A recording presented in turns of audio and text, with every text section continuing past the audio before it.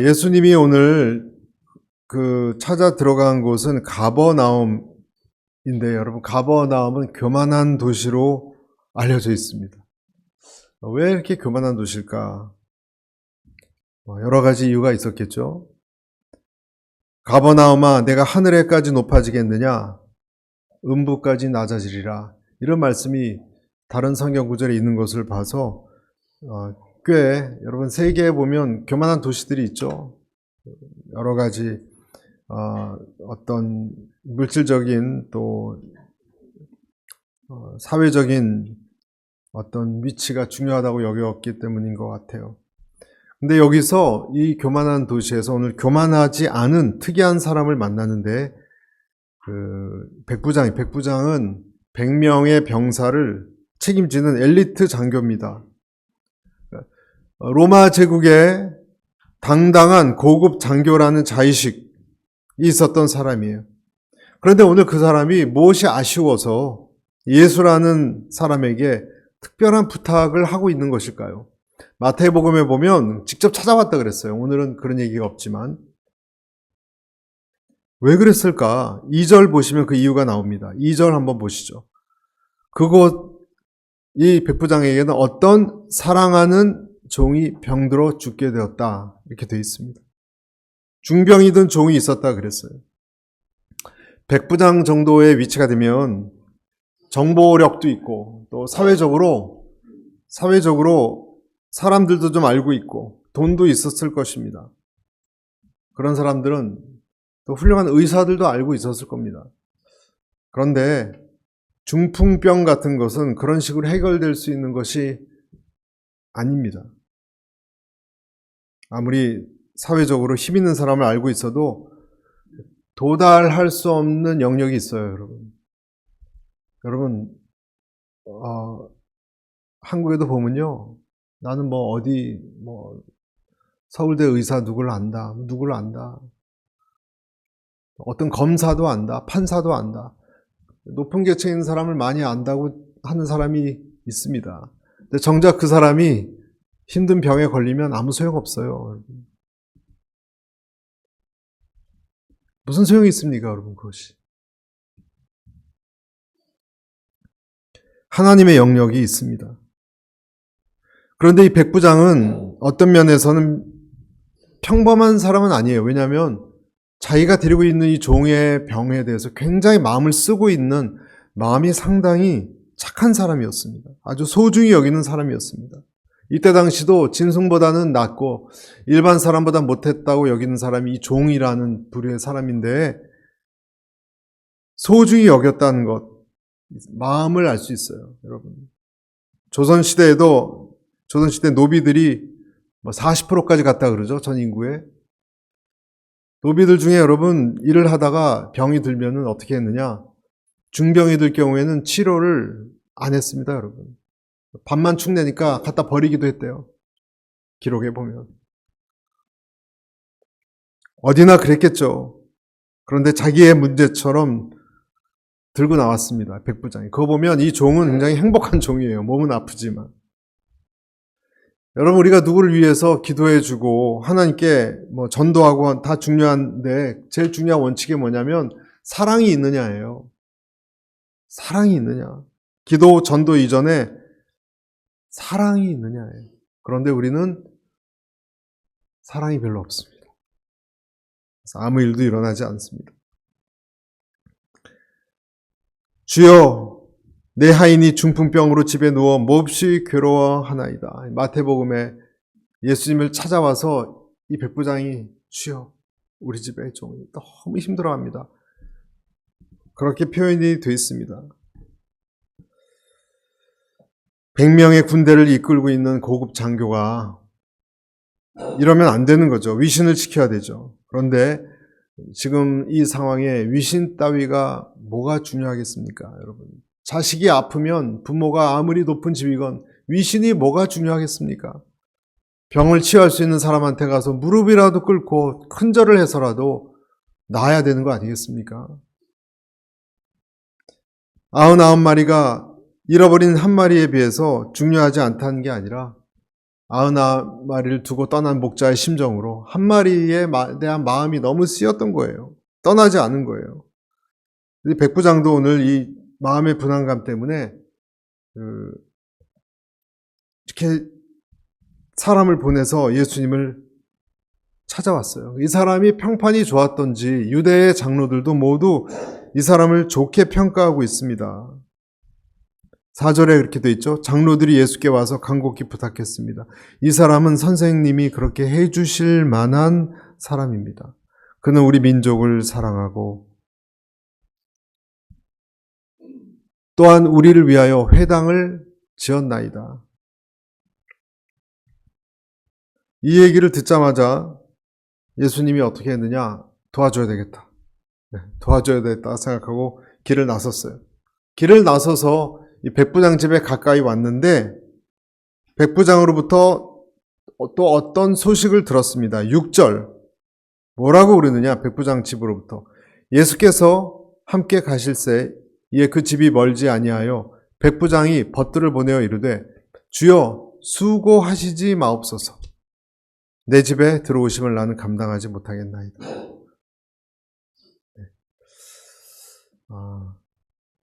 집에 들여보내지 않는 거예요. 모시지 않겠다. 주님이 여기까지 오셨는데 여러분 약간 무례한 것 아닙니까? 어떻게 봐야 되는지 모르겠어요. 수고하시지 말라. 모실 용기가 없다. 예수님이 지금 그 집까지 왔어요. 가까이.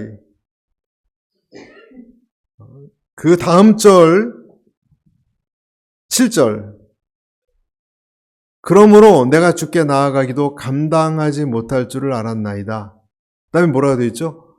말씀만 하사 내 하인을 낫게 하소서. 여러분 이것은 무례한 것이 아닙니다. 백부장은 유대인이 이방인 집에 들어가는 것이 결코 쉽지 않은 큰 거리낌이 되었거든요. 그때는 그것을 알고 있었던 것 같아요.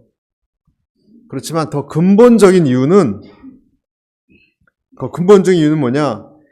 예수님을 만나본 적은 없지만 예수님에 대해서 소문을 듣고 있었기 때문에 이 하나님의 아들 되신 예수님이 자기 집에 들어온 것은 감당이 안 되는 거예요. 다르죠, 여러분? 교만한 게 아니라 하나님의 아들이 자기 집에 들어오심을 감당하지 못하겠다는 느낌 때문에 그런 거예요. 어떤 경외감 같은 거예요. 나는 감당을 못하겠습니다. 경외감. 어떤 사람이 이런 얘기를 했어요, 여러분. 그리스도를 자기 집에 모셔올 수 없다고 하는 자세야말로 그리스도를 마음에 맞이할 수 있는 자세이다. 그리스도를 맞이할 수 없다고 하는 자세야말로 그리스도를 맞을 준비가 된 자세이다. 감히 저와 같은 사람에게 오시다니요. 그럴 수 없습니다. 전 너무나 비천한 사람입니다. 여러분 이렇게까지 얘기한 사람이라면 어떤 사람이죠? 예수님을 굉장히 권위 있게 생각하는 사람이 틀림없습니다. 믿음으로 권위 있게 주님을 받아들인 사람입니다. 여러분 어떤 사람의 말을 우리가 받아들입니까? 권위 있게 느끼는 사람의 말을 받아들입니다. 권위 있게 생각하지 않으면요, 그가 말을 해도 한쪽 귀로 듣고 듣는 척은 합니다. 그러나 한쪽 귀로 떨어지고 흘려버리게 많은 것입니다. 여러분 좋은 땅은 말씀을 권위 있게 듣는 사람입니다. 할렐루야. 우리도 그렇지 않습니까? 어떤 사람 말을 잘 듣는다는 것은 그 사람을 인정한다는 거예요. 여러분이 인정하지 않는 사람 말 안 듣습니다. 우리가 어떤 사람들인데 그렇게 다 듣습니까? 우리가 예수 그리스도를 권위 있는 하나님으로 받아들이고 있는가? 우리 집에 감히 들어올 수도 없는 그런 하나님으로 내가 바라보고 있는가? 이 문제입니다. 마태복음 28장 18절에 이런 말씀이 있습니다. 예수께서 나와 말씀하여 이르시되 하늘과 땅의 모든 권세를 누구에 주었다고요? 내게, 예수님에게 주셨다 그랬어요. 성경은 예수님만이 우리가 귀 기울여야 할 유일한 권세자, 권위 있는 자임을 표현하고 있습니다. 근데 백부장을 보면 오늘 백부장이 믿음이 좋은 이 예를 든 거 아니에요? 이분의 굉장히 중요한 첫 번째 특징이 예수님의 말씀, 예수님에 대한 권위를 높이 그리고 중요하게 생각했어요. 그가 말씀만 하시면 멀리 있는 하인에게까지 능력이 미칠 것이다. 아까 우리 7절에 읽은 것처럼 말씀만 하시면 그 능력이 미칠 것이다 라고 보았습니다. 사무엘상에도 나를 존중히 여기는 자를 내가 존중히 여기고 나를 멸시하는 자를 내가 경멸히 여기리라. 여러분 굉장히 중요한 오늘 한 부분을 생각해야 됩니다. 여러분이 주님의 말씀을 소중히 생각하면, 존중히 여기면 하나님도 여러분을 소중히 생각한다는 것을 가볍게 듣지 마십시오. 내가 하나님을 어떻게 대하고 있느냐를 여러분 들여다보셔야 합니다. 핵심은 뭐냐? 결국 예수님이 내게 어떤 분이냐 하는 거예요. 내게 예수님 하면 어떤 분으로 느껴지느냐 하는 거예요. 그래서 오늘 이 시간에 하나님이 저와 여러분에게 질문하시는 거예요. 너희에게는 나는 어떤 하나님이냐? 너희에게는 예수는 누구냐? 저는 참 신기해요, 여러분. 오늘 그냥 말씀만 하십시오. 그럼 이루어진다라는 이 믿음이 도대체 어디서 온 겁니까? 백부장에게. 백부장은 여러분 이스라엘 사람도 아니잖아요. 로마 사람이잖아요. 어떻게 깨달은 거죠? 도대체 이 백부장은 예수님에게서 무엇을 봤기 때문에 이런 반응을 하는 걸까요? 여러분, 나중에 예수님이 이런 믿음을 이스라엘에서도 못 봤다고 얘기하세요. 도대체 이 백부장은 예수님에게서 무엇을 느꼈기 때문에 이런 예수님에 대한 탁월한 믿음을 갖고 계실까요? 그것은 아마도 새로운 질서입니다. 새로운 세계, 새로운 질서, 그것을 받기 때문에 그래요. 예수에게서. 백부장은 군대에서 잔뼈가 굵은 사람입니다. 이 사람은 명령계통이 어떤 것인지 0.1초 만에 금방 이해하는 사람이에요. 군대에서 오래 있던 사람들의 특징은 모든 것을 어떤 식으로 파악하고 있느냐? 명령이 떨어지면 명령 체계에 따라서 명령이 수행되는 것이 신속하고 확실하게 이행되는 것이어야 한다. 명령 복종의 관계로 생각하는 경향이 있습니다. 겨울에도 이쪽 구덩이를 삽으로 파라 그러면 그냥 파는 것이고, 하루 종일 팠다가 다시 메꾸라 그러면 어떻게 해야 돼요? 메꿔야 되는 거예요. 외가 어디 있습니까, 여러분? 백부장도 예외가 아니에요. 그런 식으로 예수님의 하나님의 세계를 파악하고 있었던 거예요, 여러분. 8절에 보면 이렇게 돼 있죠? 8절 한번 보이시죠? 나도 남의 수하에 든 사람이요 내 아래에도 병사가 있으니 이더러 가라 하면 가고 저더러 오라 하면 오고 내 종도로 이것을 하라 하면 하나이다. 명령이 무엇인지, 그리고 그 명령이 어떻게 이 사령관이 딱 말을 하면 수행이 되는지를 잘 알고 있던 사람이에요. 영적 세계의 어떤 이런 흐름을 이해하고 있었던 사람이에요. 할렐루야. 여러분, 이사야서 55장에 이런 말씀이 있습니다.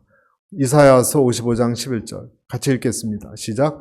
내 입에서 나가는 말도 내가 원하는 것을 이루고 내가 보낸 사명을 성취하지 않고는 허사로 내게 다시 돌아오는 일이 없을 것이다. 한번 나간 말씀은 반드시 그 뜻을 이룬다. 이사야서에 나온 말씀이에요. 하나님의 말씀은 허투루 되지 않습니다. 하나도 땅에 떨어지지 않습니다. 어떻게 백부장이 예수님을 이렇게 권위 있는 하나님의 아들로 보기 시작했는지 잘 모르겠어요. 그렇지만 그는 예수님을 어떻게 인정하기 시작했건 간에 예수님이 이 세상 우주 만물을 다스리는 권위가 있는 통치자로 깨닫기 시작하니까 그의 사고방식이 완전히 달라지기 시작했어요. 여러분, 어떤 사람은 예수님을 찬양하다가 만나는 그런 분도 있고, 어떤 사람은 위대한 의사로 또는 위로자로 또 온 우주를 만드신 창조주로 만나는 사람도 있습니다. 백부장은 오늘 자기 전공으로 만났어요. 군인 정신으로 만났습니다. 이 세상을 통치하는 최고의 통치권자로 만난 거예요. 말씀만 하십시오.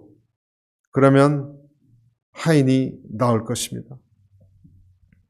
저는 저와 여러분에게도 하나님의 말씀과 그분의 권위에 대해서 이러한 확신이 있게 되길 축복합니다. 명령을 하나님이 하시면 안 될 일이 없고요. 하나님이 뜻하시면 될 일도 안 되고 안 될 일도 되는 것. 그리고 공간을 초월해서 그 하나님의 말씀이 멀리 떨어져 있지만 가까이 오시지 않아도 그 말씀이 그대로 성취된다는 것. 그것을 믿은 거예요. 그래서 말씀만 하십시오. 그랬던 거예요. 그래서 오늘 하나님이 죽이고 살리고 하는 이 권세 있는 것임을 알았기에 이런 반응을 보인 거예요. 사무엘상 2장 6절 7절에도 이렇게 말씀이 있죠. 여호와는 죽이기도 하시고 살리기도 하시며 스올에 내리기도 하시고 거기에서 올리기도 하시는도다. 여호와는 가난하게도 하시고 부하게도 하시며 낮추기도 하시고 높이기도 하신도다. 그래서 저는 오늘 이 시간에 저와 여러분도 우리가 좀 더 큰 그림 안에서 하나님의 이 질서를, 역사하심을 보았으면 좋겠어요. 여러분, 하나님의 질서예요. 사람의 질서가 아니에요. 이 세상 통치하는 것은. 하나님이 새 주인이에요. 여러분, 주인이 하나님이신 믿습니까? 내가 주인도 아니고 백부장도 주인이 아니에요. 질병도 주인이 아니에요. 바로 왕도, 아수르 왕도, 로마 황제도 주인이 아니에요.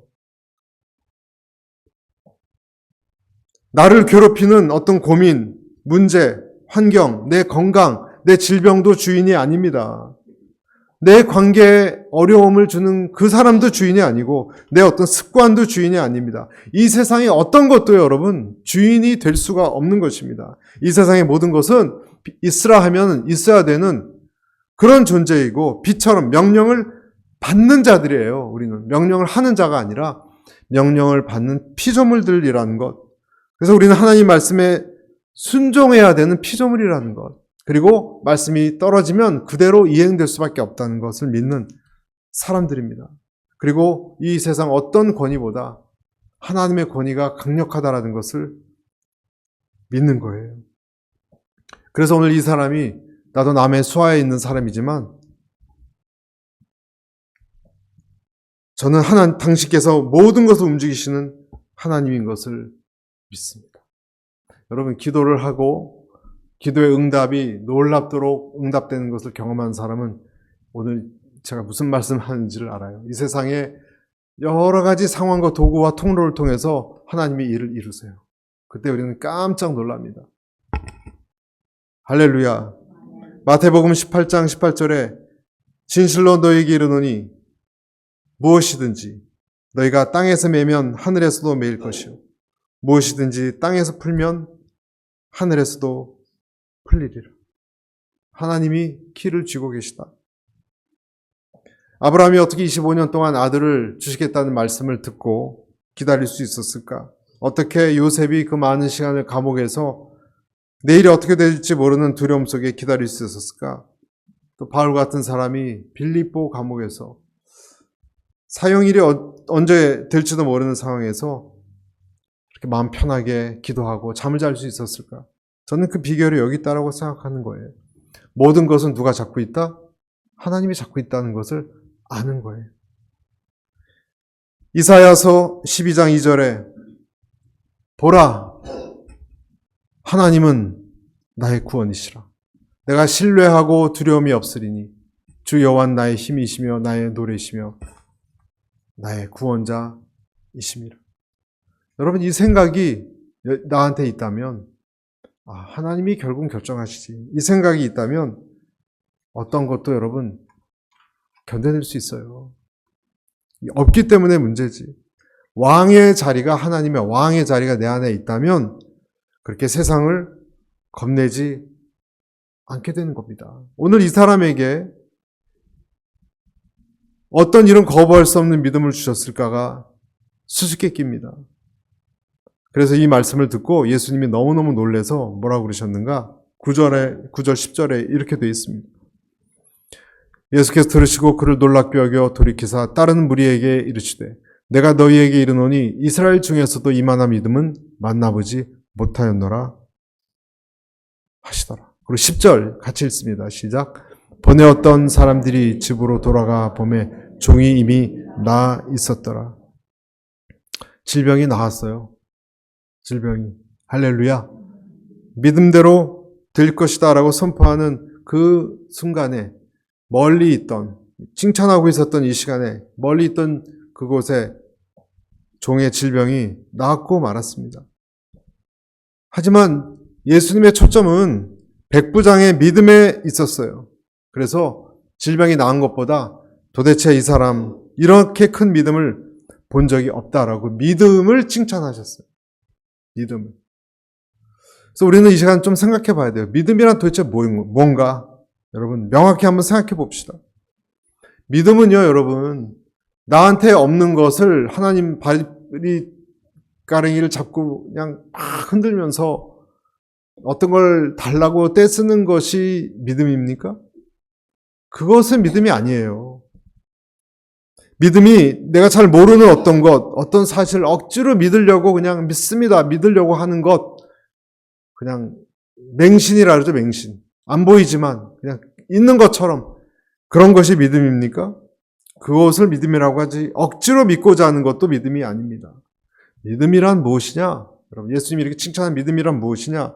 하나님이 하신 말씀을, 하나님을, 그리고 그가 하신 말씀을 깨닫고 그것을 받아들이는 거예요. 내가 무엇이 어떻게 되어 달라고 침을 튀면서 세게 믿고 그렇게 되면 믿은 것이 이루어지라고 하는 것이 그게 믿음이 아니라 진리를 받아들이는 거예요. 믿음이란 하나님이 계신 것과 그리고 자기를 찾는 자에게 상 주신다는 것을 받아들이는 거예요. 구원으로 응답하신다는 것을 수용하는 거예요. 여러분, 아브라함을 보면 우리가 생각하기에 아브라함은 어디로 가는지 모르고 그냥 무작정 막연히 따라갔다라고 생각하지만 그렇게 생각해서는 안 됩니다. 아브라함은 하나님의 부르심을 받았을 때 이 부르심의 내용이 도대체 무엇인지 많이 묵상했을 겁니다. 성경엔 짧게 나왔지만 아마 며칠 동안 밤새 묵상했을지 몰라요. 이게 진짜 말씀인지 아닌지. 그리고 나서 신중하게 생각하고 이것이 하나님의 진리의 말씀이라고 받아들인 다음에 반응하고 떠난 거예요. 그리고 떠난 거예요. 분별하고 떠난 거예요. 분별하지 말라는 것이 아니라 여러분, 우리는 분별을 해야 돼요. 그리고 확고하게 그 다음에 거기에 내 마음을 쏟고 떠난 거예요. 하나님을 인격적으로 알고 그 말씀을 명확히 깨닫고 나한테 있는 최선의 길이 무엇인지 신중하게 선택하는 거예요. 마치 군대에서도 부하가 상관의 말이 진짜 상관에서 온 정확한 명령인가를 깨닫고 그것이 확실하다면 그 상관을 권위 있게 믿기 때문에 그 다음에 따르는 것과 똑같습니다. 그래서 그것이 결국은 신뢰의 문제예요. 믿고 신뢰하는 문제예요. 여러분, 우리 문제는 하나님에 대한 신뢰예요. 믿음은 신뢰입니다. 그런데 우리는 잘 하나님의 말씀을 신뢰하지 않습니다.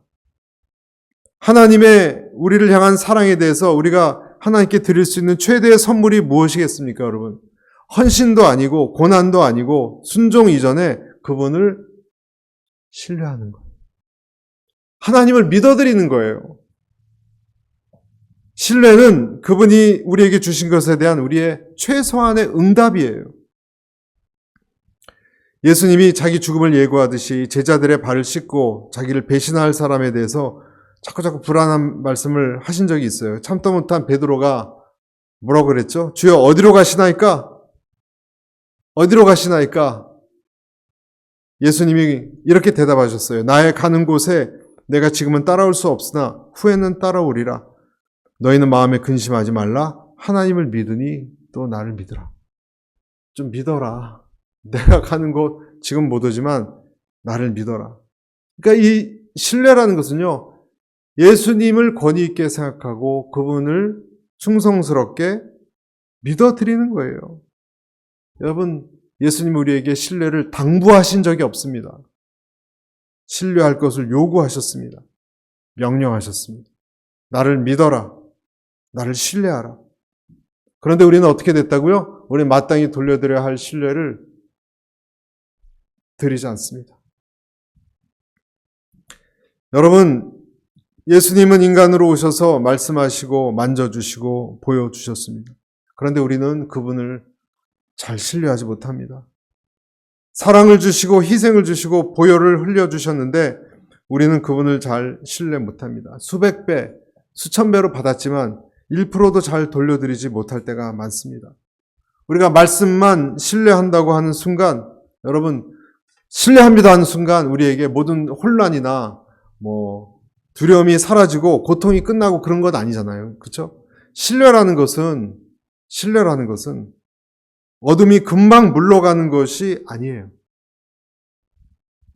내가 신뢰하는 순간에 다 사라지는 것이 그런 것이 아니에요. 겪어내야 하는 것도 신뢰예요. 오늘 여기 나온 신뢰는, 백부장의 신뢰는 사실은 그 전부터 있었어요. 백부장은요, 예수님을 그 전부터 신뢰하고 있었어요. 오늘 예수님이 가버나움에 들어오셔서 응답되었을 뿐입니다. 여러분, 우리에게 아무리 어렵고 암울한 상황이, 그리고 답을 못 찾는 상황이 생긴다 하더라도 하나님, 당신을 나는 신뢰합니다. 당신을 믿습니다. 라고 주님께 고백하고 나가야 돼요. 내 눈앞에 보이지 않아도 당신을 신뢰합니다. 마치 예수님께서 십자가의 마지막 그가 하나님 앞에 뭐라고 얘기했습니까? 내 영혼을 아버지 손에 의탁합니다. 그 예수님이 하나님께 버림받는 그 순간에도, 예수님은 그 마지막 순간에도 자기 영혼을 하나님께 의탁한다, 신뢰합니다 라고 고백했습니다. 십자가 달릴 때도 자기 영혼을 성부 하나님 앞에 신뢰했습니다. 여러분, 신뢰한다는 것은 내 끝도 맡길 수 있다는 뜻이에요. 여러분의 끝을 여러분 하나님께 맡길 수 있습니까? 요셉이 이겨낼 수 있었던 것은, 요셉은 자기 인생의 모든 끝을 맡길 수 있었던 이유 때문입니다. 그래서 구덩이 같은 괴롭고 힘든 시절을 이겨낼 수 있었어요. 여러분, 내 인생의 끝까지 하나님께 맡길 수 있다면 우리는 구덩이 같은 어려움을 이겨낼 수 있습니다. 심장 수술실에서의 이야기인데요. 어떤 담당 간호사가 환자에게 말합니다. 수술하는 동안 당신의 심장은 몸과 분리가 됩니다. 여러분, 심장 수술할 때 완전히 꺼내는 거 아시죠? 제가 알고 계셨던 장로님도 끝나고 저한테 그 고백하시더라고요. 몸에서요, 심장을 완전히 드러내요. 수술하는 동안 당신 심장은 몸과 분리가 됩니다. 기계에 의해서만 생명을 유지할 수 있습니다. 수술이 끝난 다음에 6시간 동안 당신은 조금도 움직이지 못할 것입니다. 그렇지만 내가 지금 당신 옆에 있듯이 1초라도 당신 옆을 떠나지 않을 것입니다. 당신이 회복실에서 눈을 뜰 때 당신을 맞이할 것을 약속합니다. 간호사가 지금 환자한테 이렇게 얘기했다는 거예요.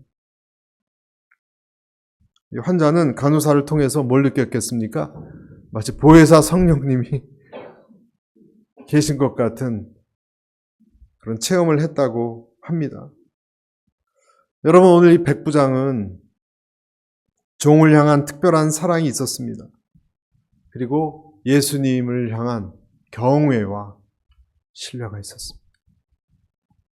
저는 저와 여러분에게도 이런 주변에 기도한 자에 대한 사랑이 있기를 바라고, 그리고 그 무엇보다 우리 주님에 대한 신뢰, 맡길 수 있는 신뢰가 더욱더 자라날 수 있게 되기를 주님의 이름으로 축복합니다. 같이 기도하겠습니다.